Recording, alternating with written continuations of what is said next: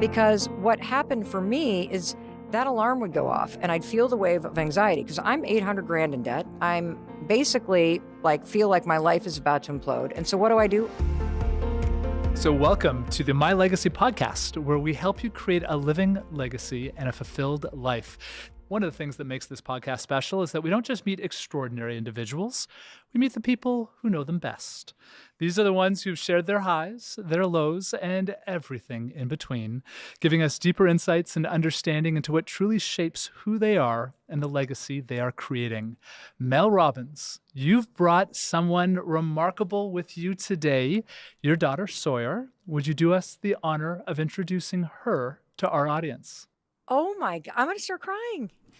I'm going to start crying because I can't believe what a cool show this is and what an amazing conversation this is and the intention behind what you're doing. And so thank you. Thank you for inviting my daughter Sawyer and I to participate. Thank you for giving us the opportunity to be with you. And thank you for putting this conversation into the world for the person who is spending time together with all of us, because I can feel the intention to activate possibility and impact in the person who is listening. And, oh my gosh, I feel like I'm at her wedding giving a toast.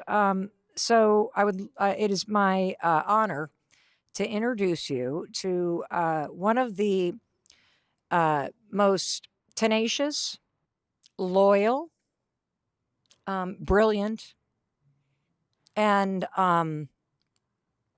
kind people I know.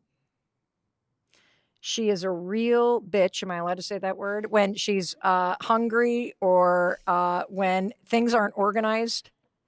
And the other thing that I'm going to tell you is that as you listen to my daughter Sawyer, you're going to be shocked when I tell you that the only thing that I believe that is a weakness in Sawyer is how high of a standard she holds herself to and how hard she is on herself. And I am so excited for you to hear the wisdom of this young woman who knows exactly what she wants and who just got back from traveling solo for 5 months through Asia on her own backpack, saved up the money, has been wanting to do it for years. She lived in Cambodia with her grandmother in 8th grade and spent 7 days a week teaching English to elementary school kids. And she has a huge heart and is just brilliant. And I'm so excited that you invited us to be here today. Thank you, guys. Thanks, Mom. You're going to make me cry. And she's funny as heck. I mean, just like, she's the funniest one in the family, for sure. Although now our other kids are going to say, well, that's not true. You said that on the podcast, but. Sorry, can you introduce your mom to us? Yes. Today we have the Mel Robbins. I love you said the Mel Robbins. The Mel Robbins. Yes. Who I think the world, oh my God, I'm already crying. Who the world just adores for so many reasons. And has had many careers that I wasn't alive for, but for the 25 years that I was alive has just changed lives like every single day, and especially mine. And I know her as my mom, and the world knows her as one of the top ranked podcast hosts and motivational speakers and kind-hearted people in the world. And that is legacy. That is legacy. No question. I love it. Well, we feel deeply privileged. We're all fans, if we can say that. We're all fans. Let's be candid here. Big fans. I think it's so cool what you guys are doing is getting someone else's perspective, and I think it's really cool I know that a lot of people probably have their significant others or business partners on, or whoever. I'm excited to see all the guests, but having a parent and child relationship is, I think, extremely special. And I just have a very different perspective of her and look up to her like more than anyone in my life. So I'm super excited to share with you guys about that. And that's why this is my favorite podcast. I love it. Well, let's get in. Mel, we've all heard through the books, the podcast, your incredible life journey so far, and so much of your legacy that was shaped from where you were raised, proud Midwestern through and through. Yes. So can you take us back, way back to those early days and some of the stories and moments that shaped your view of legacy and the impact you have made on the world today? Of course. So I grew up in the Midwest in Muskegon, Michigan. And my parents, Marcia and Bob, hi, Mom, Dad, they both grew up inside of big family businesses. And by big, I mean it was a big deal because everybody had to work in them. My mom grew up on a big cattle farm in upstate New York. They raised Angus cattle, still do, and hogs and sold produce. And everybody had to work in the farm business. And I remember being there one Thanksgiving, and we were about to sit down for dinner. And it was snowing, and this is outside of Buffalo, New York, so that won't surprise anybody. It was snowing at Thanksgiving. And all of a sudden, the phone rang, and the hogs had busted loose from one of the farms. And it was a location that was starting to get developed, so they had run out onto Transit Road, which is a 4-lane kind of highway-style road.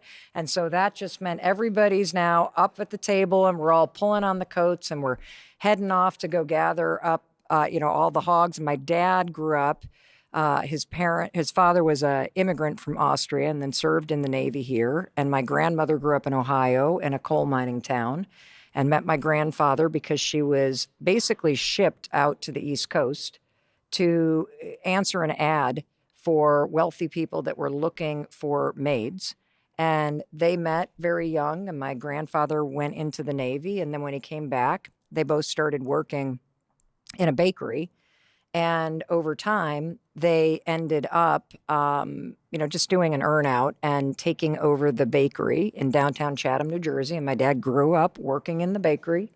And so from my grandparents on down to my parents, there is just in the DNA family. And God, why are you guys making me cry? I don't is that what this podcast is about, for crying out? Are you pumping something into here? Holy smokes. And so there's just this, I don't know if the right word is ethos, but that's what's coming to mind. There's a spirit of family, connection, community, and hard work. Hard work. And, my mom and dad met when they were both out attending college at Bethany College in Lindsborg, Kansas. They meet. They're together for 2 years. My dad starts medical school. I come along. Then my brother comes along. But, even then, my mom worked nights for the IRS while my dad would be at school during the day. And I also remember my parents being very service-minded, because I get a lot of questions about, why are you such a warm person? Why are you so driven to want to help people? And one of the answers is because I've screwed up my life so profoundly, and I caused myself so much heartache and headache, and I caused so many other people's heartache and headache because I just didn't know. I either didn't know what I was struggling with, or I didn't know the right problem to solve, or I didn't know I was the only one to feel this way, or I didn't know I could ask for help. And if I can save somebody that same heartache and headache, if I can show somebody a shortcut, whether it's because I learned it the hard way or I've learned it for somebody else, that's a life well lived. And what I have been reflecting upon as I've been thinking about this topic of legacy and the extreme honor it is to be here and talk to you all about this and unpack this topic, is that even as a little girl, I remember my mom being very, very involved in Service League. And I remember how she would go down to the farmer's market, and it would take forever because she would talk to every single farmer there. Didn't matter what they were growing or what they were selling. She knew their names. She knew their grandchildren. She knew the dog's name. She knew how to pick out a peach versus how to, it was just amazing. And my father, every Thursday, would always go up to Shelby, Michigan, because they didn't have a hospital. So he would be in a clinic so he could be the surgeon on.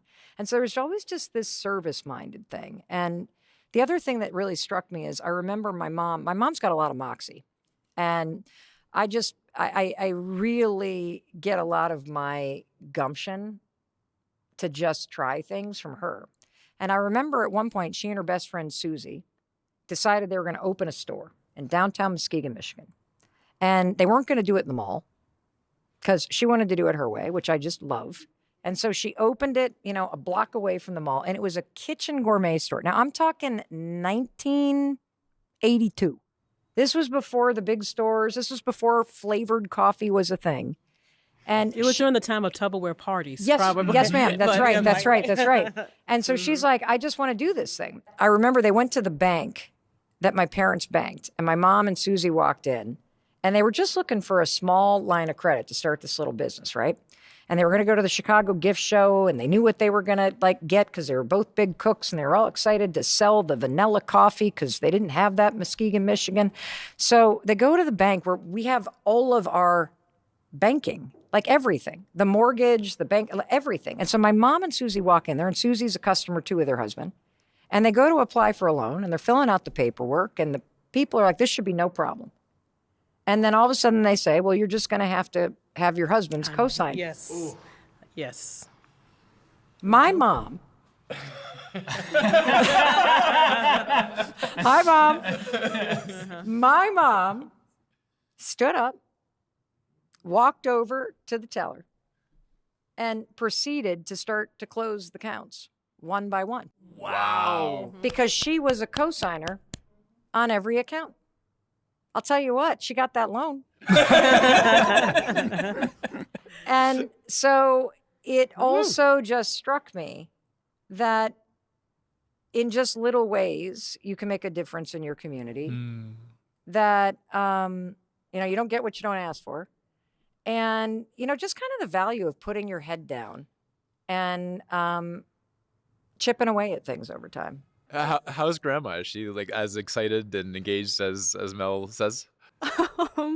We call her Mousy. Okay. And so Mousy is, she's definitely a firecracker. I would say you get that from her. Yeah. And she's very, very strong-willed and has a very strong opinion, which you also get from her, and I also get from her. But she's like the most loving person, and I think really, although she may not show it sometimes, really loves you and cares so much about you and is so proud of her. Now, how do you think that has influenced how your mom has raised you? I'm thinking about generation. I think, obviously, growing up, the few memories I have of being a child was my mom had a call-in radio show in Boston. And me and my little sister, on whatever day of the week it is, would literally get taken out of school because we got to go to the radio show. And we would feel like celebrities walking in there, even though no one knew who we were, of course. And we'd go up to this tiny little studio, and you would tell us, Mom, that we were on air. So in other words, I lie a lot. But, no, Mel, it's called ninja parenting. Yeah. I love that. I'm stealing that from you. Yeah. And we would just we thought she was the coolest person in the world, that she had this radio show, and we thought we were on air. So we thought it was a whole show with all three of us, even though of course we were not on air.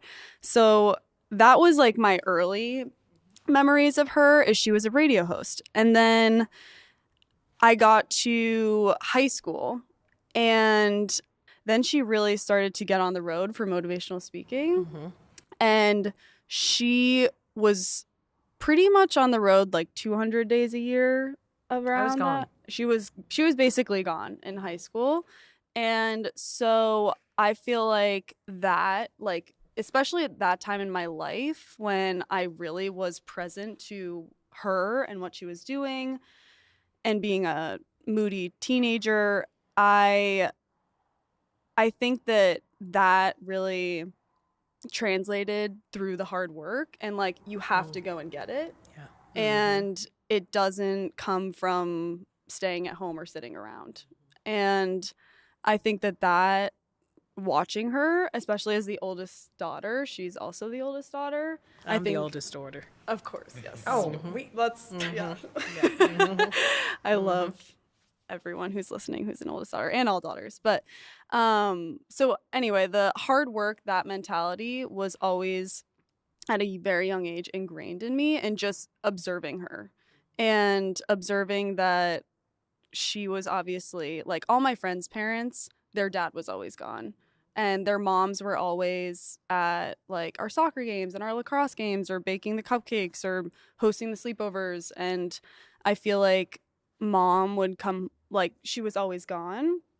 And then she would come home and all she would want to do is hang out with us. And I think, if I'm being honest, at that time in my life, I was mad at her because she was always gone and wanted like to be near her more, of course. But I think at the same time, it proved to me that you can't just like sit around. You have to go and get it. And she was working her ass off. I don't know if you can swear, but her ass off. And my dad, of course, was working his ass off simultaneously, taking care of us and making sure we would get to school on time and keeping us sane. But then I think you started speaking less and getting off the road more.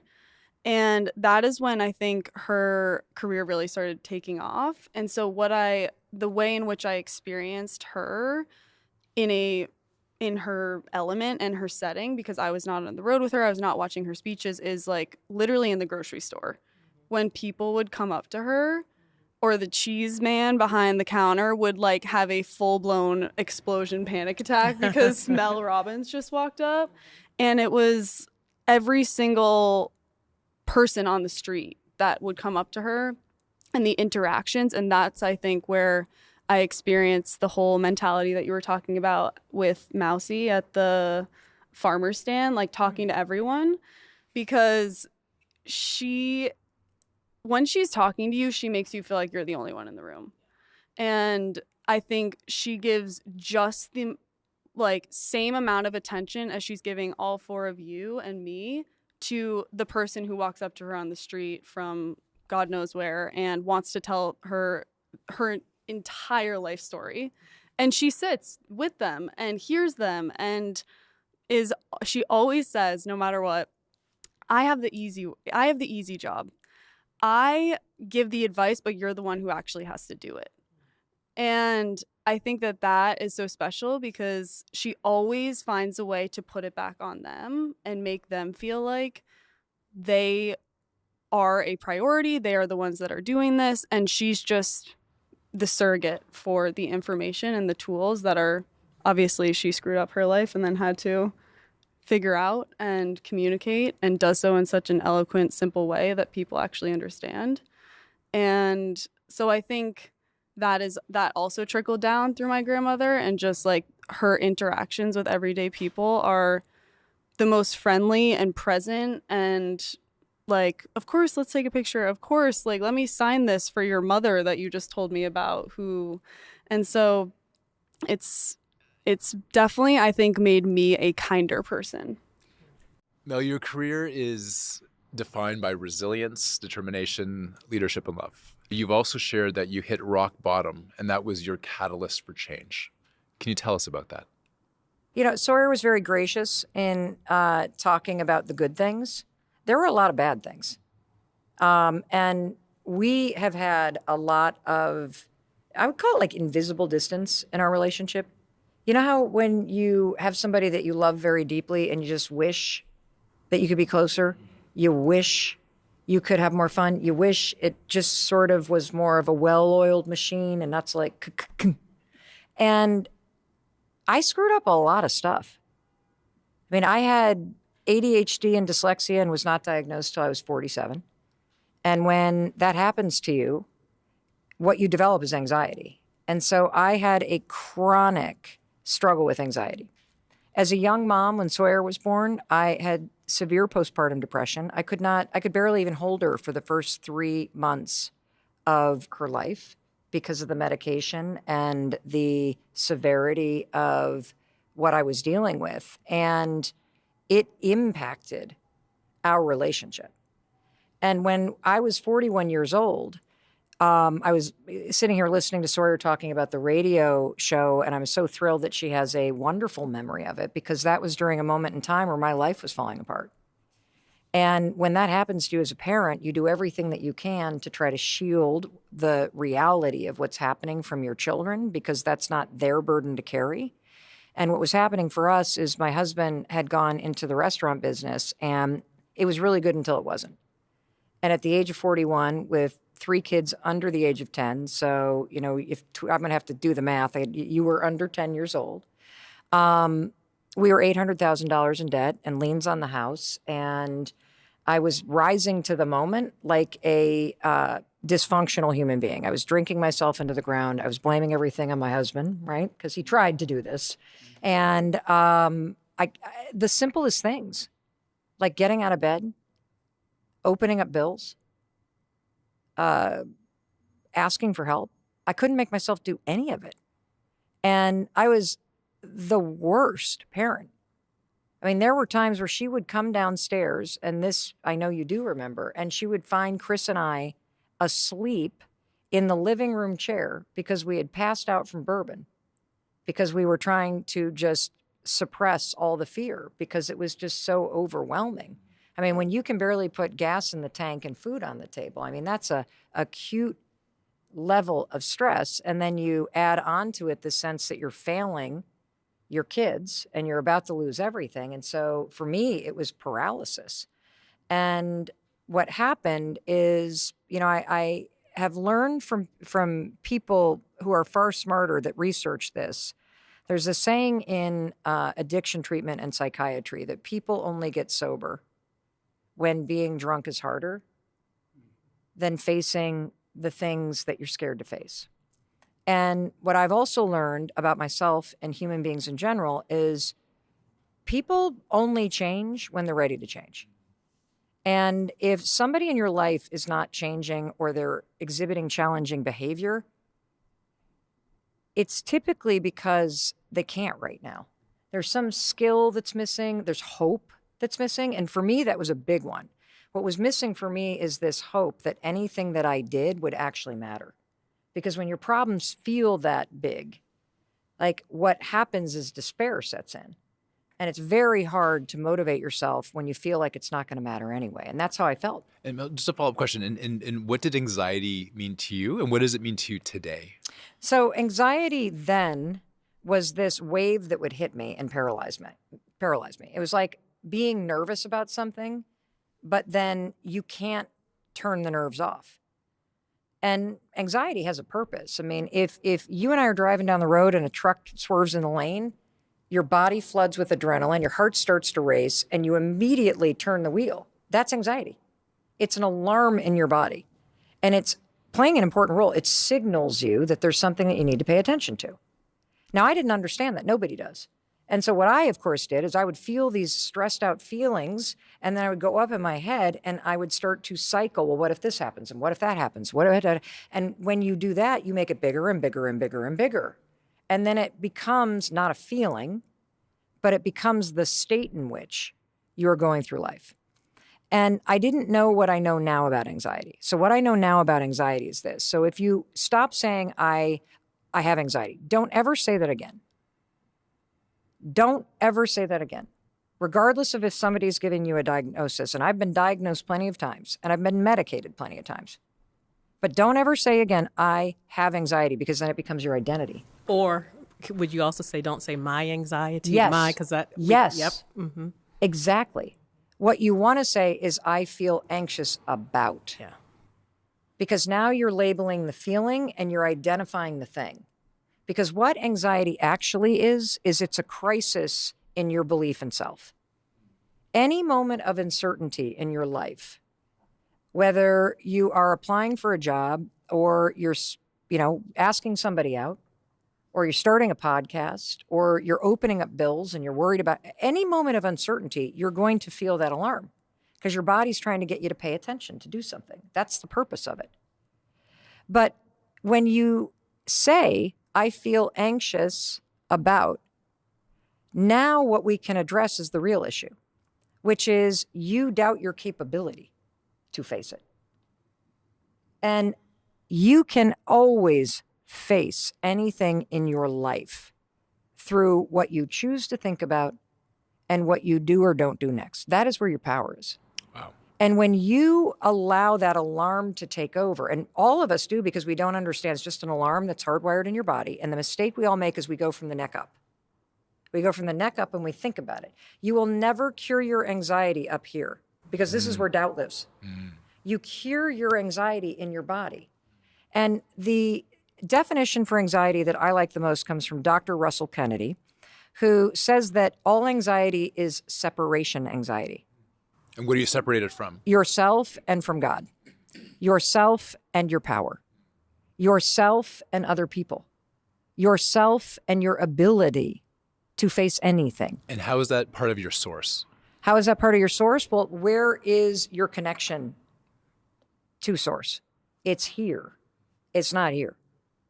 And so when you go up here, you are up in the land of self-doubt and you're going to make it bigger. The more you talk about it, the more you make it bigger. When you say, I feel anxious about, you have now identified the problem, and now we can talk about your capacity and your capability when you separate back to your power and your belief system and your ability to ask for help and your ability to go to Google. Here's a good idea. You got a problem? Go to Google and go to ChatGPT and say, here is my problem, and act like the smartest person on the world and give me the 10 things I can do right now. And now you got a map to being capable. Because what happened for me is that alarm would go off and I'd feel the wave of anxiety because I'm 800 grand in debt. I'm basically feel like my life is about to implode. And so what do? I rot in bed. I stare at the ceiling. I think about all my problems. I then hit the snooze button, which by the way is making procrastination the first decision of your day. I mean, how are you going to win in life if your first decision is, I think I'll just avoid getting out of bed? And what happened is I would literally hit the snooze button 4 or 5 times in the morning, and then these guys would miss a bus.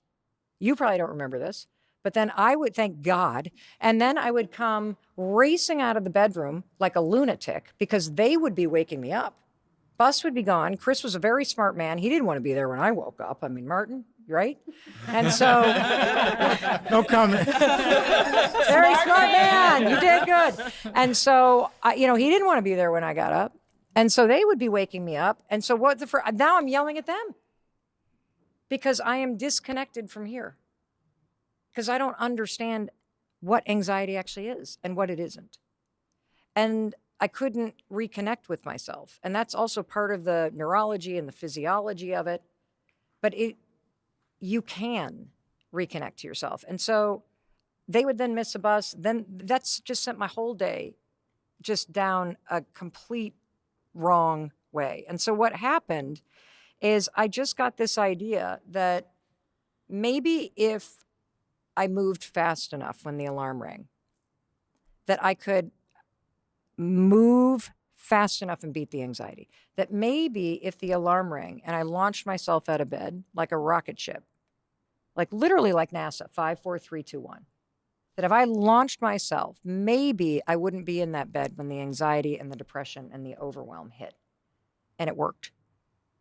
And what it taught me, and this has been the thing that has really defined a lot of my career, is that you can build a skill in life where you learn to not let your emotions and fears about things dictate what you do. That you are not defined by how you feel. You are not defined by your emotion in the moment. I mean, if you really think about it, you can't be courageous without fear. You can't display confidence without self-doubt. One of the things that I say to our daughter all the time is that courage is not the absence of fear. It's when you do it anyway. Yes. Yes. So it's not feeling, when we're talking about her grandparents or we're talking about taking a test, it's not, Yolanda, not feeling it. That's not courage. Right. It's when we feel it and we do it anyway. Yes.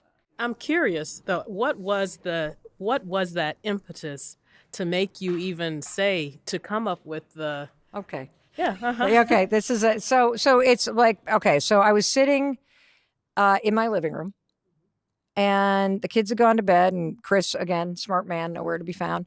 And have you ever had a moment where you're giving yourself a pep talk? I mean, that is a low moment. It's one thing if you're giving me advice, but if you're having to talk to yourself, right? So I'm sitting there, I'm like, all right, that's it, Mel. Tomorrow morning, it's a new you. Tomorrow morning, you're calling your parents and you're telling them what's happening. Tomorrow morning, you're going to start exercising. Tomorrow morning, you got to look for a job. How did it go? Oh, well, I keep ticking off the list. Okay. And then I get to, and by God, tomorrow morning, when that alarm rings, woman, you're not going to lay there in bed like a human pot roast marinating in fear. You are going to get up and get those kids on that bus. And at that exact moment, a rocket ship shot across the television screen at the end of a commercial, and it gave me this harebrained idea. That's it. It must be a sign from God. Tomorrow morning, when the alarm rings, I'm just going to launch myself out of bed like a rocket ship. Now, I had 4 bourbon Manhattans that night, so that's probably, what also opened me up to it. But I actually do believe it was divine intervention. There is no other explanation because the idea is absurd. And the very next morning when the alarm rang, that's what I remembered.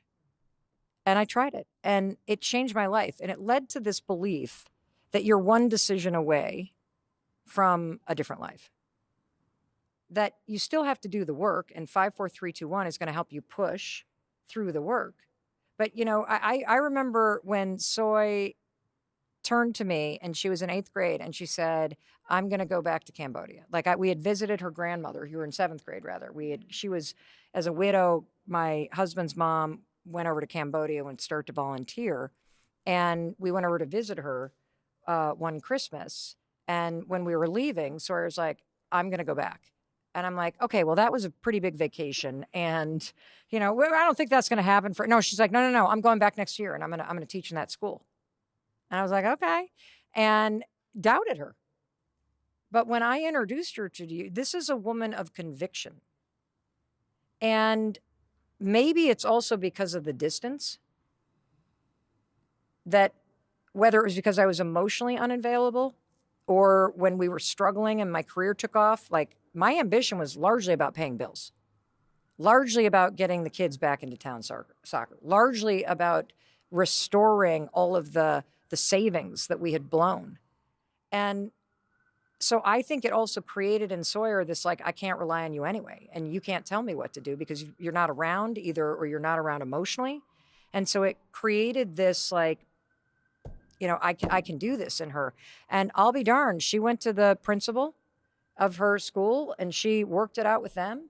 And that next year she went back and spent 2 months living in Cambodia and took a leave of absence from 8th grade, and it changed her life. And then she said, I'm going to go do it again. Okay, Mel, we all know 5, 4, 3, 2, 1. Right. The world. Yes. We sent in the tech talk, read the book. We all love it. I actually want to turn it to you, Sawyer. Okay, so when those moments happen that the world now knows that story, was there a moment that you saw your mom in that transformation and you said, I want that strength in my life? A single moment? Probably not. I feel like I don't remember necessarily a single moment that was I want that strength. I want to be as smart, as brilliant, as confident as her, and just so loved. But I think it was honestly the little things that added up. I think it was truly all the small interactions. And I think overhearing her on meetings and just like all of you have said, she's just brilliant. And as are you. Oh, thank you. And did you notice that transformation? That moment that she described, from the anxiety, the stress, to that change maybe slowly? Last week, I think. But candidly, and partially, I even love the fact that there wasn't a moment. Because let me change my question, because I think we so often envision change being dramatic, the heroine arising, the melodramatic music and the Hollywood moment. And instead, maybe it was, to your point, a series of small things. And that's where the profound change is, because it adds up. Yeah, I've always looked up to her more than anyone in the world. And I think it was hard because she was always gone in high school. And so I didn't really know what she was doing. I've seen one or two times of her speaking. And during those times, I was like, wow, that's my mother up there. And seeing in her element, which was incredible. But as soon as she started to get off the road, I then went to college. And so then I also didn't really see her except on vacations. And I think in our time together, we really, at least before I started working with her, I think she made a conscious effort not to bring up work and talk about work. And so it was always just me and her. All my friends wanted to come over and get advice from her. And I think that all my friends always used to be like, I'm so jealous of you and your mom's relationship. You basically have free therapy every single day. But that's not what you want from me. No, of course. But I think that honestly, it was my friends being validating how incredible she was, that then at that age, I was young. So that is what started to open up my eyes to, wow, she's actually a bigger deal than I think I even know. And I think after college, it was COVID. And so I wanted to go backpack through Asia, and I couldn't because none of the borders opened. And so me and you lived together, if you remember, just me and you, because my dad and my brother had moved up to Vermont because we were between Boston and Vermont because my little brother was going to school up there. He has dyslexia, dysgraphia, so he finally got to pick his high school, and he picked Vermont, which is where my grandmother lives. And so me and you lived together for a few months. I blocked this. I don't even remember this. And I think it was then when I was at home and I had I didn't have a job, and I was just observing her in her work environment, and the team would come over every day. And I remember it probably in that time period feeling as though, wow, she is incredible, because you were online doing speeches and I was in the room next to you just overhearing you. And I think that was the time when I finally started to, I think, just see her in what she actually does in her element, because as a daughter, a son, as a child, there's such another world of your parents that you don't actually see unless you work with them, in my opinion. And I think there's just a whole nother side of you, of your parent as a person, that I just had absolutely no idea. And I think when we started working together a year ago, that is the time that which I, by the way, promised myself that I would never, ever do. I promised myself, literally, I never want to work for my mom. And I think it was a complete ego thing where I was embarrassed. I didn't want to tell people that I worked for my mom. I wanted to be Sawyer Robbins, not Mel Robbins' daughter. And I'm going to go get my own job. I don't want a referral. And just as many people experience growing up. But so when I got back from my backpacking trip through Asia, I had no money. And I was so sad because I had just completed a dream, and so a chapter in my life was over, and I didn't know what I wanted to do next. And before I went to Asia, I was working at a cybersecurity company in Boston, and I knew I didn't want to go back into the corporate world. And my mom turned to me and she was like, Sawyer, I was crying every day and being dramatic, and she said, Sawyer, you need money and I need some help. How about we use this you're not working for me. She said that like 1,500 times. You're not working for me, but I need some help on a little research project that I call the Let Them Theory. And I'm about to pay someone, a researcher, a full-time price to do this exact same thing when I can pay you the same and you can get a little income and feel like you have a purpose every day instead of getting up and working out and sitting around. And so I was like, you gotta trick your daughter. Yes. You gotta trick your daughter. Oh, yeah. But yeah, so then I did the research project. So let me You can- address two things here, because I don't think changing your life is glamorous, and I don't think anybody notices when you do it right. I think it's a grueling process. And Chris and I protected our kids as best we could, because I remember the morning they found us when we had passed out in the chairs, and I'm like, I can't expose them to this.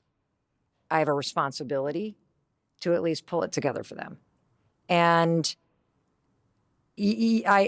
Sawyer is painting the story with a beautiful brush, and it also created a lot of heartbreak for us, because ultimately my husband left the restaurant business and was a full-time stay-at-home dad, and I was off on the road saying yes, yes, yes, yes, yes to everything I could, because I was the breadwinner. And we went through so many things in our marriage because I resented the fact that I was in that position, and I was mad that I was on the road all the time, and I was scared about our finances. And I also feel like our marriage is ours. It's not their business. And so I'm happy to hear that we insulated them from a lot of it. But the truth is, me not being there created a lot of distance. And this is a huge issue inside of relationships between parents and children. The tension between admiring somebody and also the mismatch of what I'm providing versus what she needs. And I did not provide what she needed. I had certain examples that I gave about hard work, but I wasn't there. And when I was there, I wasn't present. Like a lot of parents that are working, or if you're a single parent and you're stressed out all the time, your kids are the only people that are going to remember that you worked. No one else is going to. And I very much regret the amount of time that I stayed on the road, because there came a point in time where I was making enough money and we were being super responsible and shoving a lot of it back into savings. And so we were back in a safe territory financially, that I could have started to have better boundaries with work, and I didn't. And it did create a real distance between us because I wasn't there. And I didn't do a good job because I was constantly on edge, constantly stressed. And there's this thing I've learned recently that I wish we had all known, because I would always blame my bad behavior or my bad mood on work. And that's not an excuse. And one of the things that I've learned recently that I wish they would always be like, don't use that tone with me, or like, just because it happened at work, don't bring it here. But there's a great way to say this to somebody, which is, I'm really sorry about what your stress at work did to you, but you're going to have to apologize for how your work stress is impacting me. And I was chief offender in that regard of taking my stress out on my family. Why? Because I didn't know. I didn't have the tools yet. I just knew how to push myself. 5, 4, 3, 2, 1, 5, 4, 3, 2, 1. And, this is a show about legacy. And the truth is, I personally believe that other than the human beings that I impact and my family and my kids and their kids being a legacy, I really do believe the thing that I am leaving on earth is the Let Them Theory. And the process of discovering the Let Them Theory, which ironically happened with my kids as I was micromanaging them and stressing out, and the process of researching and writing the Let Them Theory, it actually healed our relationship. Oh boy, as a mom, I can tell you I really understand that story. And we're just getting started with Mel Robbins and her daughter Sawyer. Their story was too powerful, too fearless, and too heartfelt to fit into a single episode. Next week, we'll dive even deeper into how Mel's let them theory can transform your life, how it healed their fractured mother-daughter relationship, and the secret to overcoming heartbreak. Trust me, you don't want to miss a moment. Tune in next week for part 2. I promise you it will be worth it. If you enjoyed today's conversation, subscribe and share the podcast with friends, family, and loved ones, and follow us on social media at My Legacy Movement. Until next time, may you find connection and inspiration to live your most fulfilled life.